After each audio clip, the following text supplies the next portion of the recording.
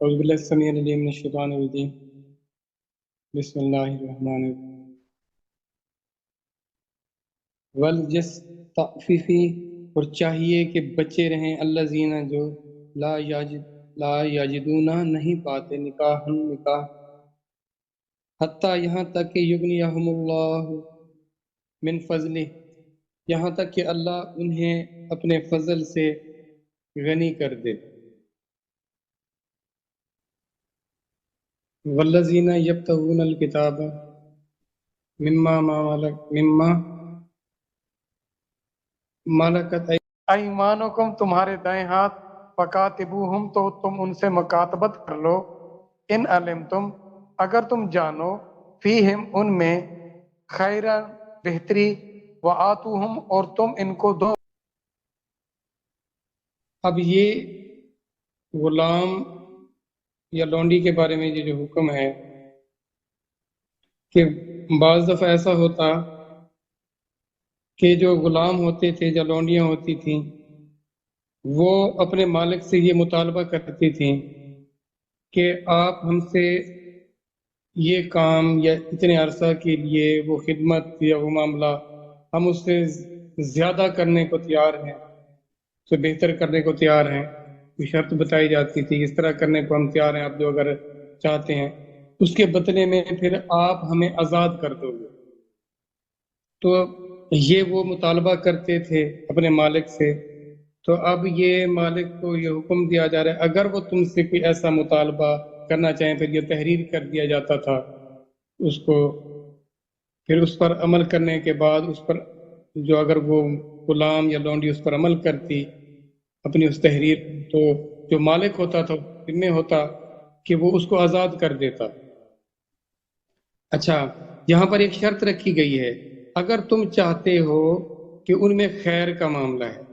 خیر کا معاملہ کیا ہے کہ بعض دفعہ اب یہ لوگ اس طرح ہوتے تھے کہ بالکل ہی بے آسرا قسم کے لوگ، ان کا کوئی فیملی کوئی ایسا معاملہ نہیں ہوتا تھا، یہ پتہ نہیں کہاں سے بکتے کہاں سے کہاں پہنچ جایا کرتے تھے۔ تو یہ تقریباً یہ ڈیپینڈ کیا کرتے تھے اپنے مالک پر، ان کا کوئی پیچھے کوئی فیملی سسٹم یا معاملہ کچھ اس طرح کا نہیں ہوتا تھا۔ اب اگر مالک کو یہ حکم دیا گیا اگر تم سمجھتے ہو کہ تم سے آزادی کے بعد یہ بے روی کا شکار نہیں ہو جائیں گے، چاہے وہ غلام تھا یا وہ لونڈی تھی، اب تم سے جانے کے بعد یہ کہیں مسائل کا شکار نہیں ہوں گے، تمہیں اس چیز پر پورا بھروسہ ہونا چاہیے، تم ان میں بہتری اور خیر دیکھو تو پھر ان کے ساتھ یہ تحریر کر لو۔ اگر یہ معاملہ دیکھتے ہو کہ ان کا معاملہ بہتر نہیں رہے گا تم سے جانے کے بعد تو پھر ان سے یہ معاہدہ نہ کرو۔ یعنی ہر حال میں انسانیت کی خیر خواہی کو ملحوظ خاطر رکھنا ہے، اور وہ دیکھنا ہے، آگے دیکھنا ہے، اس کے ارد گرد دیکھنا ہے، دائیں بائیں دیکھنا ہے کہ اس کے ساتھ کوئی ایسا عمل تو نہیں آئے گا، کوئی ایسا واقعہ تو پیش نہیں آئے گا جس سے وہ پریشانی میں مزید مسائل کا شکار ہو جائیں گے۔ تو اگر تم دیکھتے ہو کہ تم سے جانے کے بعد وہ بہتر پوزیشن میں چلے جائیں گے تو وہ جو خواہش کا اظہار کر رہے ہیں، جو وہ تحریر تم سے لینا چاہ رہے ہیں، معاہدہ لینا چاہ رہے ہیں، تو تم ان کو کیا کر دو، وہ معاہدہ یا تحریر دے دو۔ فَكَاتِبُوهُمْ إِنْ عَلِمْتُمْ فِيهِمْ خَيْرًا اگر تم سمجھتے ہو کہ یہ بہتری ہوگی ان میں، وَآتُوهُمْ اور ان کو دے دو مِنْ مَالِ اللَّهِ الَّذِي آتَاكُمُ اللہ نے جو تمہیں مال دیا ہے اس مال میں سے تم مال ان کو دے دو۔ وَلَا تُكْرِهُوا تم نہ مجبور کرو فَتَيَّاتِكُمْ اپنی کنیزوں کو عَلَى الْبِغَاءِ بدکاری پر۔ جیسے عبداللہ بن ابی یہ تھا، یہ منافقین کا سرغنہ تھا، اب اس کے ہاں بہت غلام تھے، لونڈیاں تھیں، اب یہ بدبخت کیا کرتا تھا، یہ اپنی لونڈیوں سے بدکاری کرواتا تھا اور ان سے کیا وہ ان سے معاوضہ لیتا تھا۔ اب یہ فعل کبھی ہے کہ آپ اپنے غلاموں کو یا لونڈیوں کو مجبور کریں کہ وہ ایسا عمل کریں جو اللہ کو پسند ہی نہیں ہے، تو اس صورت میں تم ولا تکرہو اور تم نہ مجبور کرو فتیاتکم اپنی کنیزوں کو علی البغاء بدکاری پر، ان اردنا اگر وہ چاہیں تحسنا پاک دامن رہنا، لتبتغوا تو تم حاصل کرو، عرض الحیات دنیا سامان دنیا، یہ دنیا کا مال لینے کی خاطر اس حد تک انسان گر جاتے ہیں، اور یہ ہمارے ہاں مختلف صورتوں میں یہ بات موجود ہے کہ دنیا کا مال کمانے کے لیے انسان کیسے اپنے حیا سے، اپنے ایمان سے، اپنے کردار سے کیسے گرتا ہے۔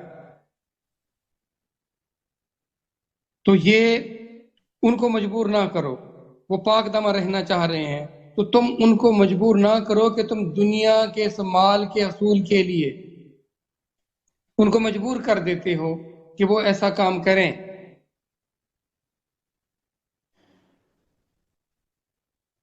وَمَن يُكْرِهُنَّ اور جو انہیں مجبور کرے گا، فَإِنَّ اللَّهَ مِن بَعْدِ إِكْرَاهِهِنَّ تو ان کی مجبوری کے بعد غفور